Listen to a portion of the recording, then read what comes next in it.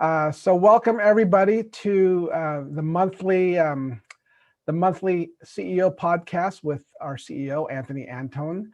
And today we're going to be talking about the dissecting the workforce shortage. Many of you are faced with this. Actually, I think everybody is faced with this challenge right now. So Anthony, with that, and I will be moderating the chat. So I'll be checking. Please enter your questions here as well as the Q&A section. And I will be sure to share that with Anthony. But with that, Anthony, it's all yours. Well, Lewis Rudd got it, and I found it at the same time he did. 5-Man electrical band. It's a song from, I think it was got to be the 70s. It used to be on my playlist.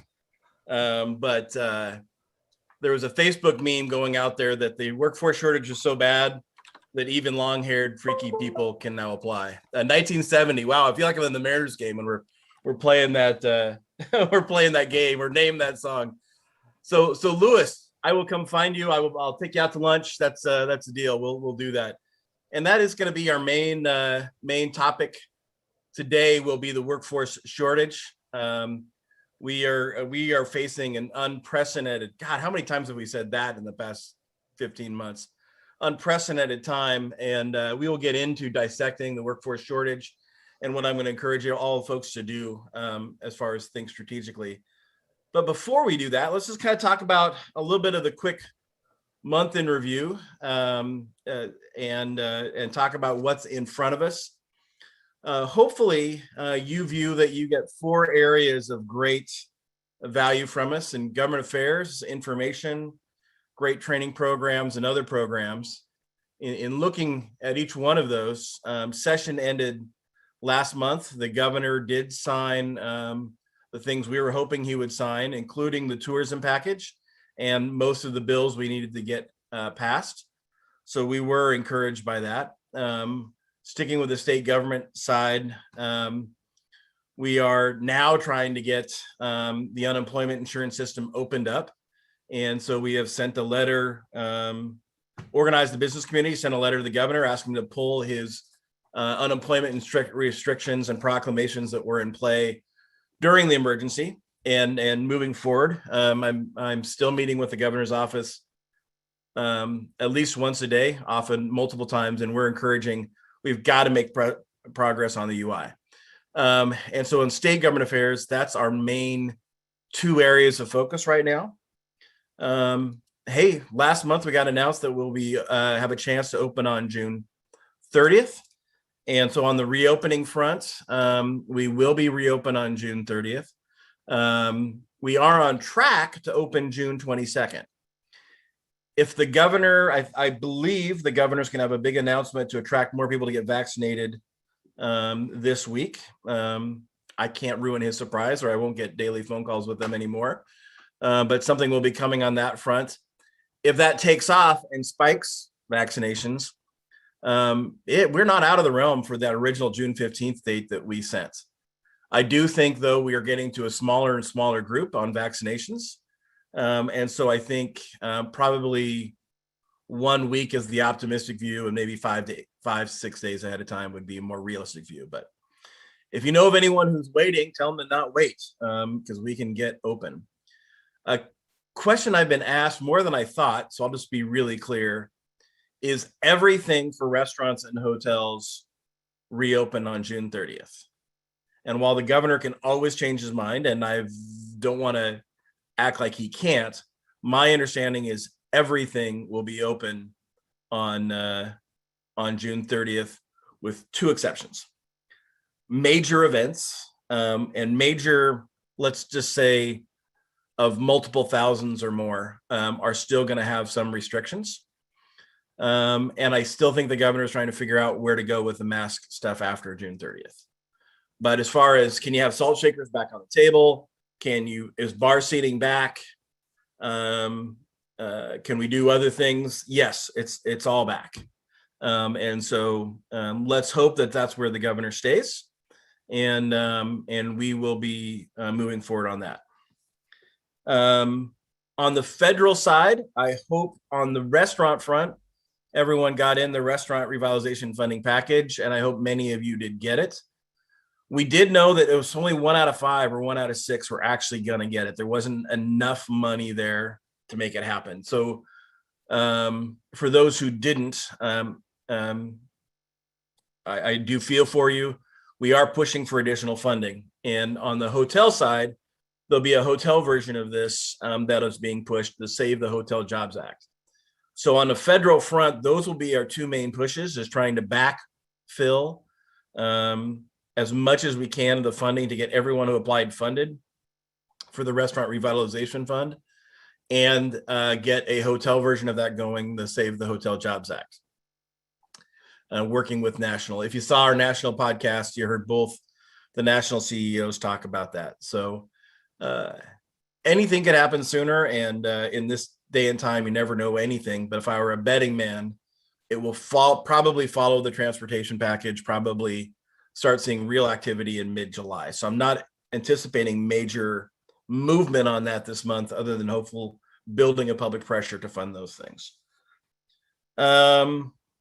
On the benefit side, we are seeing a record number of people apply for our healthcare program. That again probably gets to our topic today of the workforce shortage and trying to attract and keep and secure your workforce. But I'm pleased that our healthcare benefit is getting that much action. If you haven't checked that out, Lex, maybe someone can drop the link in the chat about how to get a quote.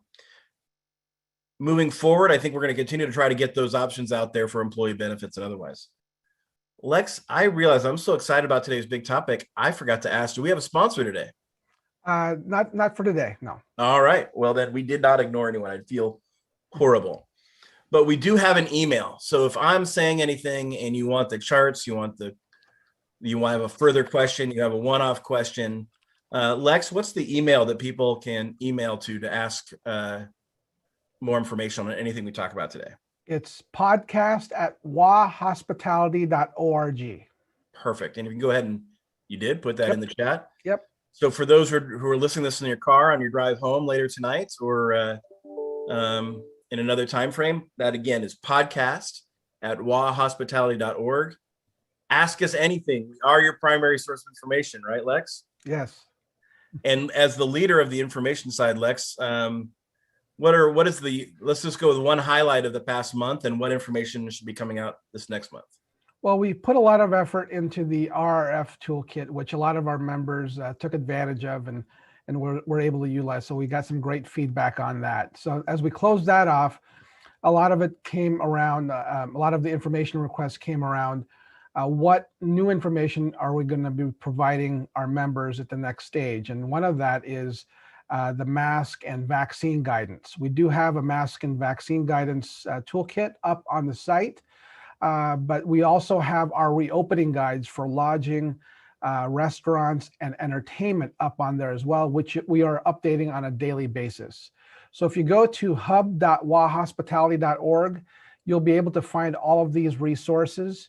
And I'll be posting links to them throughout the podcast as well.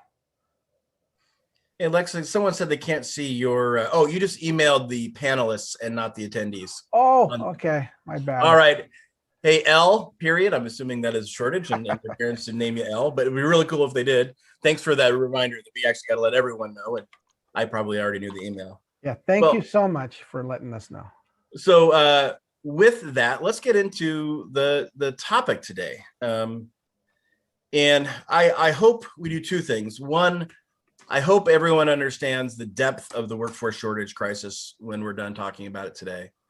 And then two, I hope you leave here thinking, okay, I need to be strategic. This is more than simply the governor unlocking the unemployment insurance system.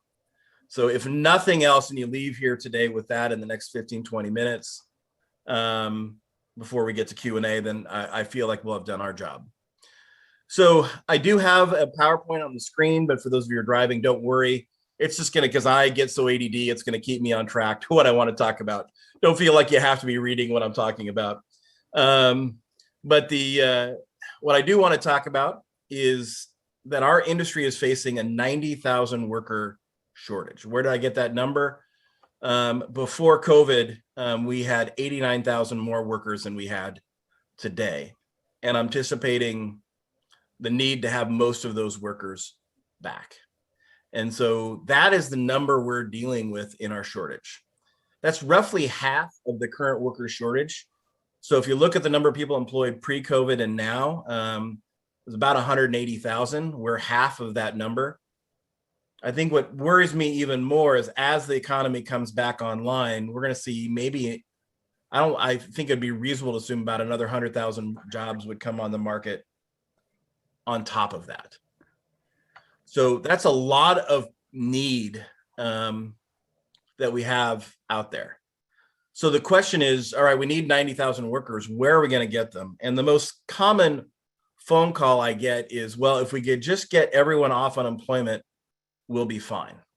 And that is the number one issue. And it's a frustration I share with a lot of people, but I don't think it tells the whole picture. Well, let's go back one. If you look at everyone who's connected to our industry in the unemployment insurance system, that's only 34,000 workers in leisure and hospitality. So that's, roughly about a third of our need are currently receiving UI benefits. So that means 2/3 of our need is going to have to come from somewhere else. Alexa, roll forward. And so what about the rest of the workers that are in unemployment that are not connected to us? Actually, our unemployment is down to 5.5%. And the 5-year low, I think everyone remembers the red hot economy in 2018 and 19. The 5-year low is 4.3% unemployment. The difference between those numbers is roughly 90,000 workers. So if you take out the 34,000 workers we need, everybody else that needs a worker is competing for roughly about 56,000 workers. Again, if we just get 10% of that number, we're still far short of what we need for our workforce. So where's everybody else? I don't want to bore you in details. I'm going to give you some top lines and give you an understanding. We know that about 5,000 of our workers are in grocery, that they left us, and grocery it's probably the best time to own a grocery store since 1954. Not that anyone was looking to do that, and not that that's just the reality of how it played out. And so grocery workers are up 5,000. As the food dollar returns to normal, we expect that to rebalance, and that as we get busier and grocery slows down and they don't refill, we're expecting that migration to that 5,000 grocery workers to migrate back to our industry. But grocery is not the only area we lost. I talked to a ton of people who've lost people to Amazon, full-time retail, other folks. Other folks have said, the workhorses in our industry, the great people who showed up no matter what, who showed up in snow, who were willing to work when they had to cover 2 shifts, those people didn't want to be on unemployment, and they didn't want to be without work for 14 months, and they looked for something more stable. And so we all know that we've lost workers to other industries.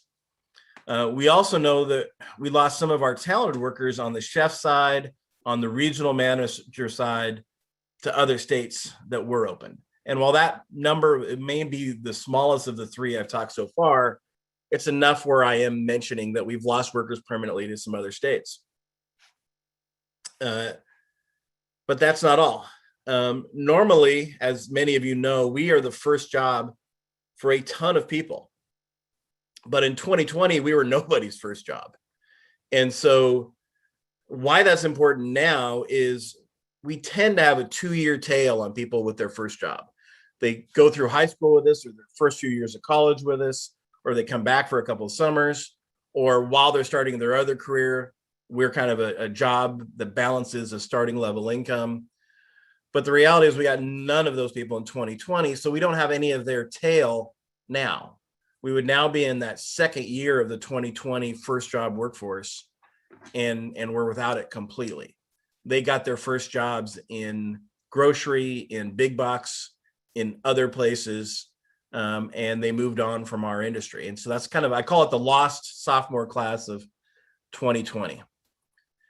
couple of other areas. We know that we're going to continue to have an issue with childcare until the daycare industry and schools get back going.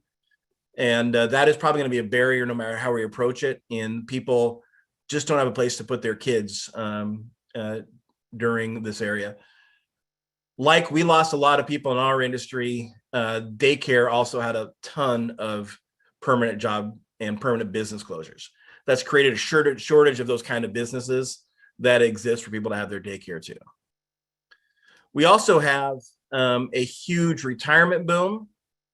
And what happened for years, and by the way, Lex, you know I'm a data nerd. Slow me down if I'm talking too fast, I get too excited by my data, or you want me to repeat something I just said or move on.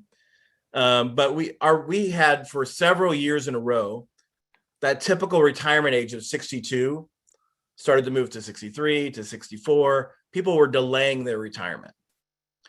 What we're seeing now in the data that's coming out of 2020 is a huge retirement boom. So people who were delaying their retirement suddenly retired. Why does that impact us? Because our workforce is so young. The industries they retired from are hiring up and then hiring up and then hiring up.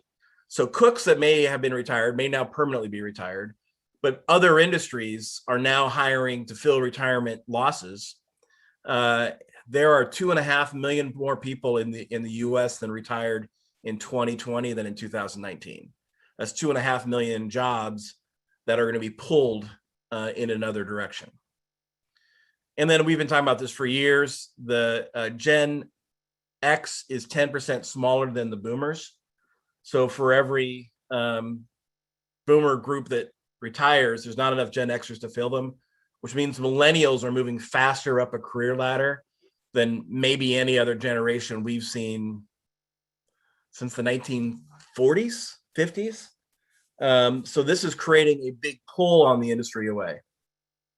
And then lastly, we're not the only industry, although we're the worst, most impacted industry. 11 of the major industry categories categorized by ESD are suffering a workforce shortage. So we're going to be competing with wages and benefits from trucking. Can't find starting truckers at $60,000 a year with full benefits. Warehouse is still short. Amazon's still hiring. We are competing with industries all over who are fighting for workforce. It's not just competing with the operator across the street and the hotel in the next area. So what I'm really trying to leave people with, Lex, and maybe we can flip off the screen share for a second and just you and I talk and see if there's any questions. Before we get into the what we're going to do, only about a third of our workforce, when we get the governor to unlock unemployment and we get all those people required to look back for work, which I'm hopeful will happen, and we're going to push really hard, we still are missing 2/3 of the workforce that we need to get back to normal. When you heard me talk about that, Lex, do you have any questions? Did anything pop up in your mind of, gosh, I didn't know that, or that didn't make sense to me? Well, I'm surprised that it's only 30% because, being inside the industry, and I talked to members, heck, I was a member for a while, and the input I hear is that it seems much higher than that. But so 30% seems like a low number. So I'm glad that you brought that up. Now, so the rest of the 70% is coming from those other categories that you mentioned? Yeah, a lot of our workforce is just flat out gone. Yeah. Right. They've left us for other industries or something, or they've retired or they've moved on. And then some of our workforce, we're just going to have to fight to get back and recruit from scratch. And it's the mix of about 9 things that adds up to about 2/3. I was actually on a phone call with ESD this morning, trying to get the latest data so I could give more context and stats. But they said they absolutely agreed with everything I've just said. We've gone through it. I've been talking to many reporters. We're all finding similar data. So we need to get it unlocked. But yeah, it's somewhere else. Now, there's a nice comment from Robert in the chat. Teen employment should be a good source. Is that how helpful could that be? It could be very helpful. And I want to get into solutions in a second, and I'll lead with that when we come when we come back. But I would say that that's exactly what we're going to have to do, and is turn into recruiters, which, you know, I grew up in our industry. I literally had sleeping bags in my mom's office and washing dishes. And to think of what my dad would have to do today to hire a worker, he would go insane. The idea that he'd have to go out and recruit people to come to work for his restaurant when he used to be able to hang a sign, say, now hiring, and be full. It's just, granted, those days are long gone. Any millennials, like, you used to hang a sign in your window? Why would you just post that on the internet? But those days are gone. Any other questions on the why we're short workforce? This alludes to it. There's this kind of alludes to it. We have Laura who mentioned, can restaurant owners afford to pay more than minimum wage? I guess wage competitiveness could be an issue. Yeah. And so I think most of our questions are going to get into what are the solutions. And so let's start getting into that. And Lex, I think the first solution I want to talk about, and by the way, as I talk about these, I swear, I recognize some of these won't work for your business. But if one of them does, I'm happy. Because we are a very diverse industry, from food trucks to the highest end. Where are we going to go? And so let's just kind of run through some of those ideas. I would love to see more ideas in the chat room, because I think we're all on a journey here. But I've talked to a good 100 operators in the past month, all on these issues, all pushing them to say, give me some ideas. And I think the first one of the ones I would talk about is there any way for you to reinvent yourself? I talked to operators about, maybe can I go more limited service so I can do more ordering at a single spot? Can I do other things that get me there? As I grow back, what can I be more dependent on tech than I was in 2019? Can I re-watch Anthony's old Lean Hospitality podcasts from before and really get into lean hospitality practices in reshaping my business? I get some of your concepts will not go for a reinvent, but if you're going to be short this many workers for a few years, I think you at least have to ask yourself the question, is it possible? Another one I would ask yourself is to revisit profitable hours. I got 3 calls, different operators, different parts of the state, but essentially the exact same conversations past month.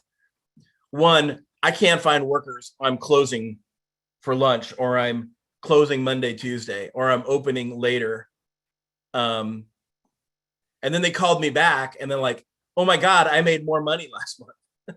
I know it's not true for everyone, but my point is a Tuesday afternoon lunch, are you actually making money if you look at your P&L by a shift? But if you can't get the workers to fill it anyway, or what you'd have to pay for that particular shift is so high, can you shift the workforce to where your profit margin is great? And can you make more net by making less gross? Lex, does that one make sense? Yes, that makes sense. I think that oftentimes as an operator, we look at, should we open up for lunch, or if you're full service, should we open up for breakfast? And as customers, you kind of scratch your head sometimes. You wonder why they're not open, but that's why. There's just not enough business to support the profit and loss for that, or you use those hours for prep work, right? You're preparing for the dinner rush. So yeah, and again, it may not be an answer for everyone, but I'm just trying to get ideas flowing in the industry. Can you shift the workers from your unprofitable shifts to where you need them, and close your hours or shift things around where you're not making any money anyway? This recruit would be one that I would really throw out there, and shift your mindset to, how do I become the hunter for a workforce?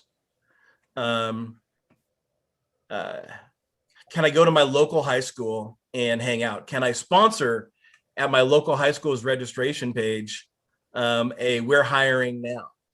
Can I go to the tech schools? I talked to 5 community colleges And they said, actually, we're not hearing from that many hospitality operators that they're in need. I'm like, oh my gosh, they don't know to call. So who can you call there? Who can you set up there? How do you get that going? This is an old school approach, and I don't know how it fits today, but can you throw on one of your slowest nights of the week an industry party? I think if anyone from the 80s or 70s remembers, there used to be like restaurant nights or lodging nights, and the workforce would come out. And then can you use that as a chance to recruit for the people who came to you, saying, anyone here tonight that wants to have this cool atmosphere that we live in, go from there. But I think you need to turn yourself into a hunter mentality, because people are not just going to be showing up at your door. You're going to have to go find them. Lex, if any questions come up as I go through these idea throwouts, just, I'm Greek. I'm used to being interrupted. It's just part of my culture. Go from there. Next idea. Pay incentives. Okay, it froze on my screen, so I still see recruit on my page. Just see, pay incentives. There are many people who are doing a hiring bonus, and move forward from there. And I think that's an idea that could work for some of your areas. I would put the bonus at, if you're with me for 30 days or 60 days, I wouldn't treat it like an NFL signing bonus to sign up front. So think that way and move forward. I think you're going to have to do some research. By the way, if you do go to your technical college, have them find one of the business students and have them do the research and get credits, but find out what your local warehousing, your local starting level construction, your local Amazon, the other hotels in your area are paying, and get competitive. I saw someone say, how can we not afford to be competitive? I think you're right. If you have no workforce, what do you do? And as a free market person my whole life, this is a moment in time where the free market will benefit the worker. And that means that we're going to have to be competitive with where they're at if we can't make other changes. And so I would look at that. I would look at anchors. People will jump for 50 cents, but they won't jump to leave their, and I think this is coming up next, their healthcare, their benefits and those things. And so how can you create anchors to resist the temptation to jump for a 50-cent raise? It drives me insane when people do this for our workers, and probably many of you. You're like, if you wanted 50 cents more, let's have a conversation. But don't join me for a week and then say, leave me a week later because someone gave you 50 cents more. It's just, you probably didn't want that worker anyway. They weren't going to be a great, loyal member of your team. Another one that I would talk about, Lex, would be, and this is a little out there, and you're probably going to have team members that are a little more optional, but my son worked in restaurants, and damn it, he better last year. And for his summer job, I've been like, well, where are you going to work this year? Where do you want to go? What do you want to do? And he's like, Dad, I'd rather work for a gig company because I'm going to school. I'm taking classes this summer. He's learning Egyptian. Why the hell he's learning Egyptian, I can't tell you. But he wanted a gig job. Being from hospitality, that kind of killed me, but he wanted the flexibility to study, focus on some of the stuff he wants. He didn't want the responsibility of a 30-hour shift. So I don't think he's alone in that. So can you do one-day shifts? Can you share workers with other operators? What can you do on app-based scheduling? If we're trying to attract him and all his goofiness and all his generation's goofiness that might be different than ours, I know some want to criticize the gig economy, but the reality is it's really attractive to a younger workforce. Is there anything here where you could attract something different and attract gig workers? I don't know. It's just an idea. Next slide. This one is coming up a lot. And it's funny, I talked to 4 or 5 HR people this month, and this is the one they're bringing to me, is our culture in hospitality. I look back again, I don't mean to beat up my dad. I love him. He's my hero. Grew up in a different era. but he used to have a sign right by the dishwasher that said, new ideas and enthusiasm are strongly frowned upon and will be punished by death. And he thought that sign was hilarious. And I also think that was his reality in a different generation. The culture to him was, your culture is you have a job. I think in today's world, culture is important. And so having a conversation around culture, is our culture good enough that our workers want to recruit people that they want to work with? And if it's not, why? And it was interesting to me because other HR directors were bringing this to me and saying, they're hearing from more and more workers who they're trying to recruit back or recruit from, that their experience with the culture of hospitality as a job, as a great place to work and as family, wasn't something they wanted to be a part of. And so how can we treat employees like family? Great point, Robert. How do we treat employees of a place that they want to be to? That coming into work is fun, not Jesus, when is my shift over? And I do think even if we recruit a workforce, how do you retain a workforce? Have you answered yourself this question? Would my current great team members want to recruit the people that they want to work with to us? And if not, what's wrong with our culture that doesn't allow that? So I feel I'm like doing a lot of talking but I think we have a few questions here, Anthony, if it's okay to. Give me a break, will you? Hit me with some other stuff. All right, we got a question from Chris. Reinventing the business is a good question and analysis, but how do we also clarify the issue of making a career within the restaurant world, a quality career? In the past, the European model that showed our world as a viable post-high school career has struggled to take hold in the US. It seems to be more of a waypoint to the next and better option. I think this is a really good point. Who asked that question? Chris Siemens. Chris, I think that's a great question. And I'm going to go to, here's the reality of our workforce.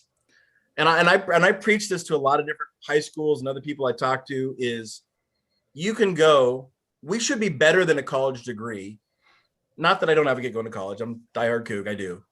But you can go from entry level to 50,000, 60,000 in 4 years. Not every college degree does that. But the problem with our industry, Chris, is we jump. And so maybe you start off at a counter at quick service, you jump to here, and then maybe you jump from that job to a line cook, and from a line cook to over here.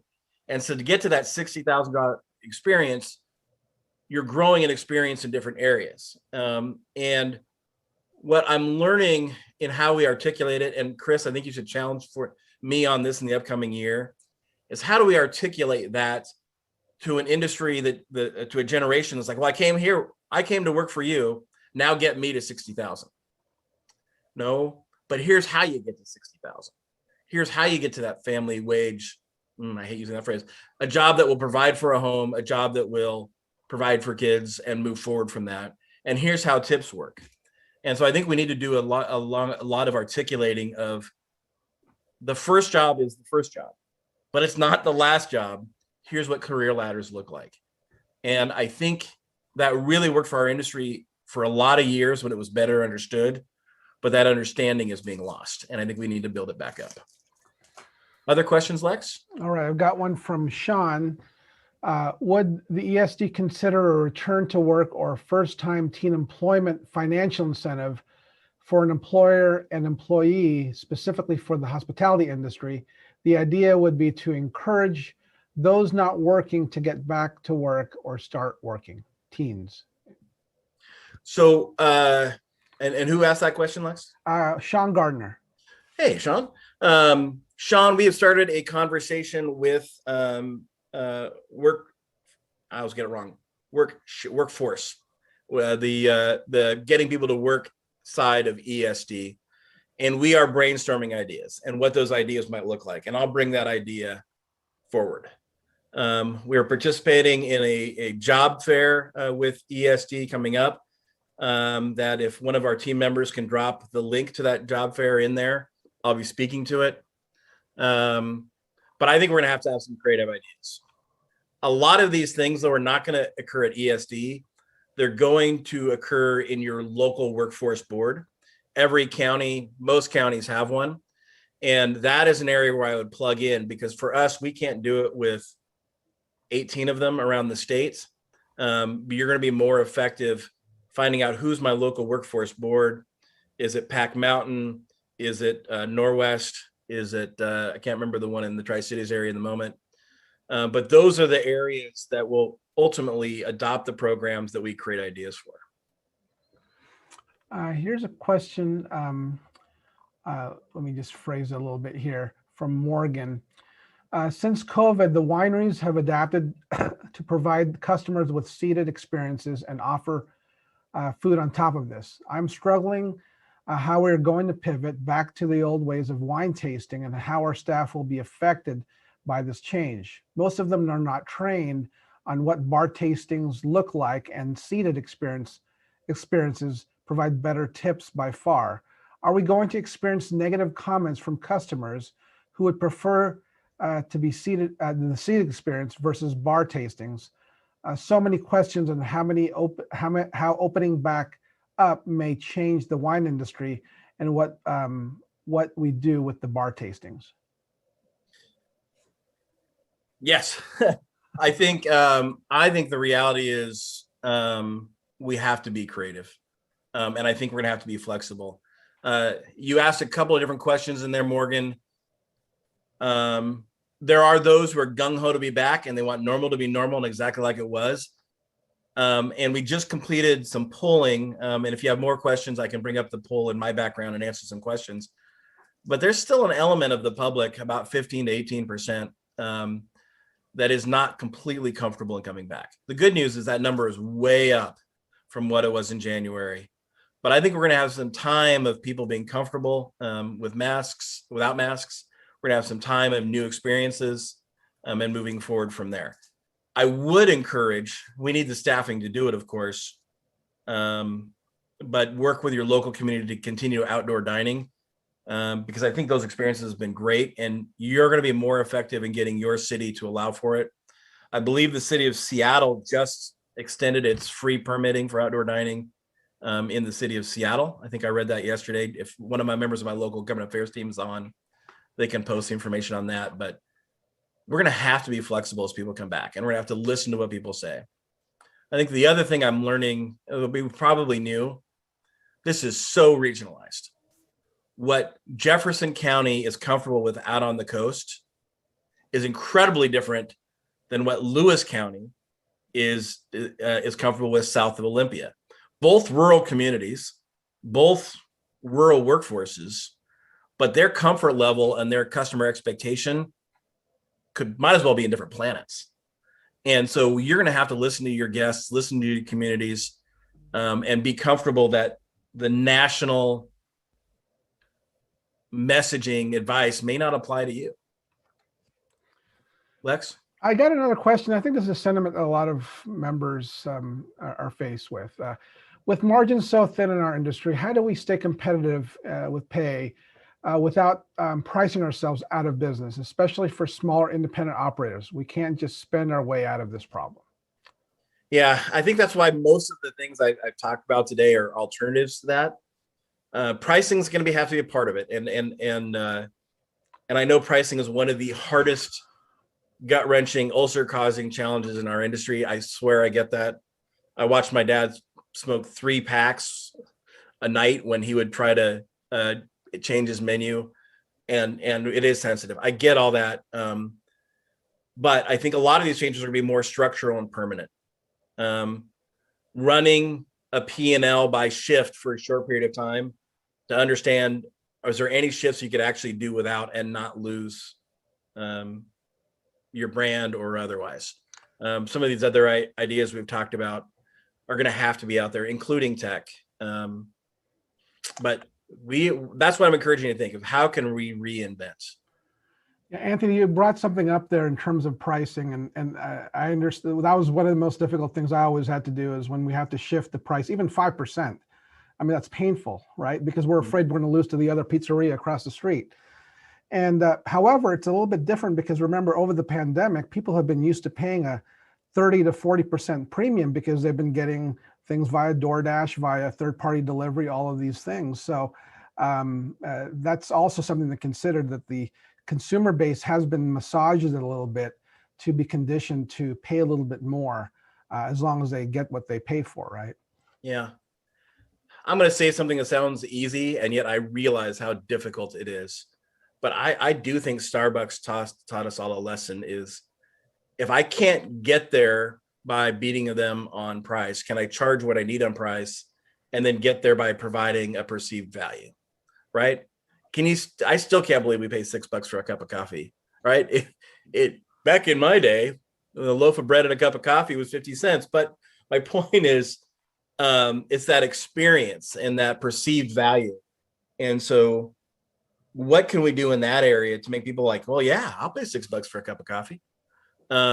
Easier said than done. It's not always easy to do, but pricing is just going to be part of this reinvention.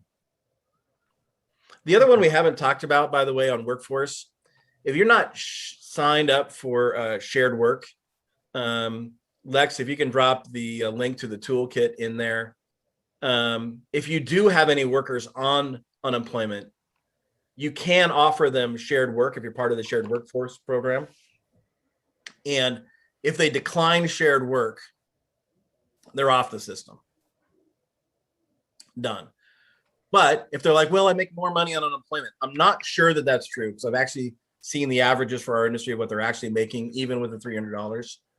But in shared work, you can offer them 20, 30 hours and they still get the $300. They're actually money ahead. So if you still have people stuck in the system, applied for shared work, offer them shared work, and even if they accept 10 hours, the rest of their unemployment that they're receiving on there never gets charged to you moving forward again. Shared work is a hell of a deal. It's not everyone we have there. Many of your workers are already back. Some of them are there that you don't want back, but I would say the one absolute I would do is sign up for shared work, have that ready to go as a system, be registered. ESD, the Employment Security Department, gave me the number of how many of our restaurants have actually signed up. It's nowhere near what our industry should be signed up for shared work. So I would, if someone else does that for you in an accountant or an HR role, say, have we signed up for that? Can you sign us up for that? And get that rolling for us. And Lex did drop the toolkit in there for you. Yeah. Lex, what other questions do we have? I think that was it. We had a raised hand. It's just difficult to kind of, we are running on limited time. So if you do have questions, please enter it in the chat or in the Q&A. But that is all we have for now. We are a little over on time though, Anthony. So I think we've gone over our half hour. Lex, can you drop one more time in the email that if they have any other questions? Okay. It's podcast@wahospitality.org. Perfect. We are going to work with the governor's office. I don't want anyone to mishear me. We are working with the governor's office. We do have a letter in. It's daily part of our top priority is to unlock that 30% of workers who are in the unemployment insurance system. So don't get me wrong. We are working on that. I commit to you. We're going to continue to work hard on that, and we will engage where we need to engage on that. But I hope everyone's leaving here today and or listening in the car later thinking, all right, that's not going to solve my problem. How do I think differently? Oh, got a question from John Nesby who has, regarding wants us to talk about the affordable telehealth benefits for our members. You bet. And I wish I came prepared for that, because he is right. If you haven't looked at telehealth benefits and what we're offering through High Hit and otherwise, and our healthcare suites, please do.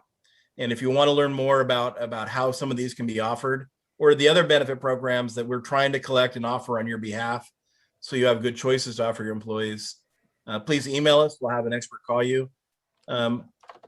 Lex, I know it is a strong benefit, but my brain is remembering my key talking points, and I'm blanking. Anything you jump in on top of that? Well, I'll just what I'll do is I'll upload a link here to chat, but also if they go to wahospitality.org, you can just click under member savings, and you can learn more about our high hit program. So I just encourage everybody to just go to wahospitality.org and you can find the information about the program there. Well, I wish everyone good luck in the month moving forward. I feel like we've jumped from one crisis to another. I know this one sucks, but it's better than being closed. I'm really excited to be open, and we all need to work together to share ideas, share concepts. If you have any ideas that you want me to share, or you want us to research and find out the legalities of, please email us. We are here to serve you. If you want to use me as a sounding board or use our legal resources to vet other creative ideas, I hope you stay in touch, because we all can learn from each other. I saw 2 new messages pop up, Lex. Anything I need to do, or should we go ahead and wish everyone a good month? Yeah, I think we're good. Okay, everybody have a great June. Hopefully we're open by the 3rd week of June. And Lewis, thanks for answering the musical question. I will track you down, and we can go have lunch together here.